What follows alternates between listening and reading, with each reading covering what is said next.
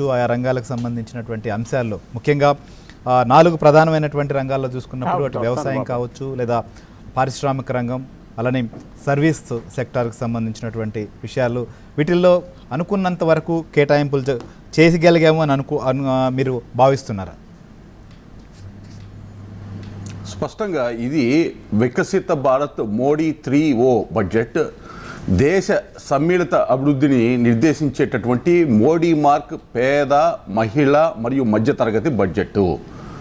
వ్యక్తిగత ఆదాయ పన్ను 12 లక్షల రూపాయల వరకు మినహాయింపు, ఒక్కసారిగా 7 లక్షల నుంచి 12 లక్షల రూపాయల వరకు మినహాయింపుని పెంచడం, అలాగే ఉద్యోగులకు ఊరట కలిగేటటువంటి విధంగా స్టాండర్డ్ డిడక్షన్ 75,000 రూపాయలతో కలుపుకొని 12,75,000 రూపాయల వరకు పన్ను మినహాయింపు. దాదాపు 1,00,000 కోట్ల రూపాయల వరకు కేంద్ర ప్రభుత్వానికి నష్టము వస్తున్న ఈ పెంపుతోటి పేద మధ్యతరగతి కుటుంబాలకి ఊతం ఇవ్వాలి, వారి కొనుగోలు శక్తి పెంచాలి అనేటటువంటి ఉద్దేశంతో తీసుకున్నటువంటి నిర్ణయం. దీంతో పాటు లోతుగా చూసినట్లయితే 2 స్వయం నివాస గృహాలు, సెల్ఫ్ ఆక్యుపైడ్ ప్రాపర్టీస్ 2 వరకు ఉన్నా కానీ ఆదాయ పన్ను మినహాయింపు. ఇదివరకు ఒక ఇంటి వరకు ఉండేది, ఇప్పుడు 2 నివాసాలకి మినహాయింపు ఇవ్వటం అనేటటువంటిది మధ్యతరగతి కుటుంబాలకి, ఎగువ మధ్యతరగతి కుటుంబాల వారికి ఊరట కలిగిస్తుంది.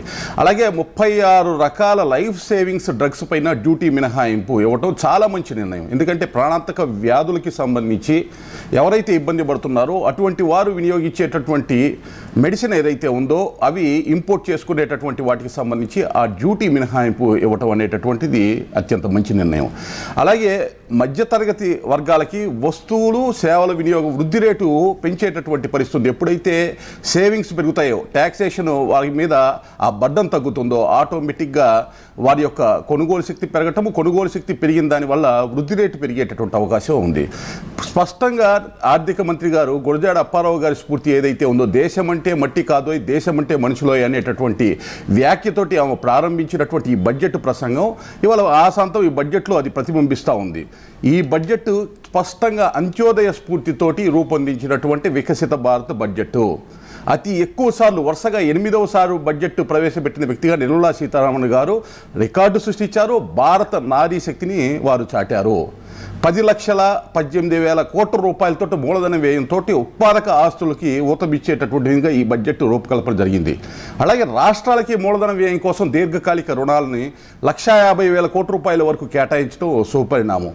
ఈ విధంగా కేంద్ర ప్రభుత్వం కేటాయించిన మూలధన వ్యయం కోసం చేసినటువంటి 10,18,000 కోట్లు, రాష్ట్రాలకి మూలధన వ్యయం కోసం దీర్ఘకాలిక వడ్డీ లేని రుణాలు 1,50,000 కోట్లుతో కలుపుకొని రాష్ట్ర ప్రభుత్వాలు కేటాయించే మూలధన వ్యయం, వారు చేసే మూలధన వ్యయంతో కలిపి 25 లక్షల కోట్ల రూపాయల వరకు రాష్ట్రాల సమన్వయంతో మూలధన వ్యయం రాబోయే సంవత్సరంలో చేయడానికి ప్రణాళిక రచించినట్టు స్పష్టంగా కనబడుతుంది.